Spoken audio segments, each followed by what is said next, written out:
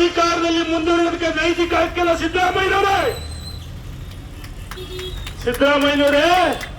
ನಿಮ್ಮ ಬಗ್ಗೆ ಬಹಳ ಗೌರವ ಇತ್ತು.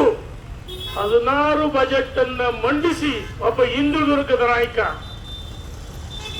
16 ಬಜೆಟ್ ಅನ್ನು ಮಂಡಿಸಿದಂತವ್ರು ಸೈಟಿಗೋಸ್ಕರ ಅವರ ಮಾನ ಮರ್ಯಾದೆ ಹರಾಜಾಯ್ತು. ರಾಜೀನಾಮೆ ಕೊಡ್ತಕ್ಕಂಥ ಸಂದರ್ಭ ಕೆಲವೇ ದಿವಸಗಳಲ್ಲಿ ಬರುತ್ತೆ ಅಂತ ನಾನು ಹೇಳಕ್ ಇಚ್ಛೆ ಪಡ್ತೀನಿ. ಹೈಕಮಾಂಡ್ ಅವರಿಗೆ ರಾಜೀನಾಮೆ ಕೊಡುವುದಕ್ಕೆ ಈಗಾಗಲೇ ಸೂಚನೆಯನ್ನು ಕೊಟ್ಟಿದ್ದಾರೆ.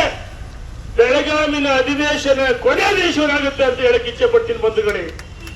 ಅವ್ರು ಸಿದ್ದರಾಮಯ್ಯ ಇಲ್ಲ, ಮಾರ್ಚಿನಲ್ಲಿ ಬಜೆಟ್ ಮಂಡಿಸ್ತೀನಿ, ಅದಕ್ಕೆ ಅವಕಾಶ ಕೊಡ್ರಿ ಅಂತ ಕೇಳ್ಕಿದ್ರೆ ಸತ್ಯ ನಮಗೆ ಗೊತ್ತಿದೆ, ನಮಗೆ ಸತ್ಯ ಗೊತ್ತಿದೆ. ನನಗ ಮರ್ಯಾದೆ ತೆಗಿಬೇಡ್ರಿ. ಅವರ ಪಕ್ಷದ ಸಚಿವರಿಗೆ ರಾಷ್ಟ್ರೀಯ ನಾಯಕರು ಕೇಳ್ಕೊಂಡಿದ್ದಾರೆ. ಬಹುಶಃ ಕೊನೆ ಅಧಿವೇಶನ ಆಗಬಹುದು.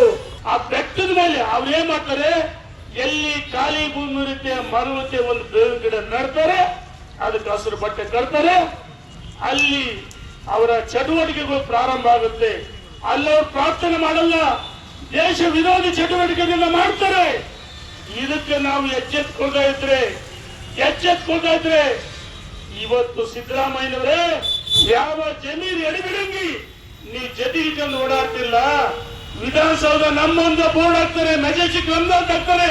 ಯಾವ ಮತ ಜಡ್ಡು ಜಮೀರ್ ಅಪ್ಪ ಅಯೋಗ್ಯ.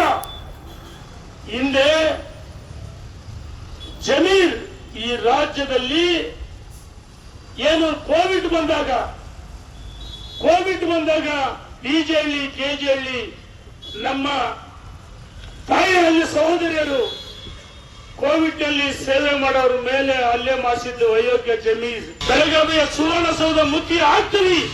ವಿಜಯೇಂದ್ರ ಅವರ ನೇತೃತ್ವದಲ್ಲಿ 1 ಲಕ್ಷ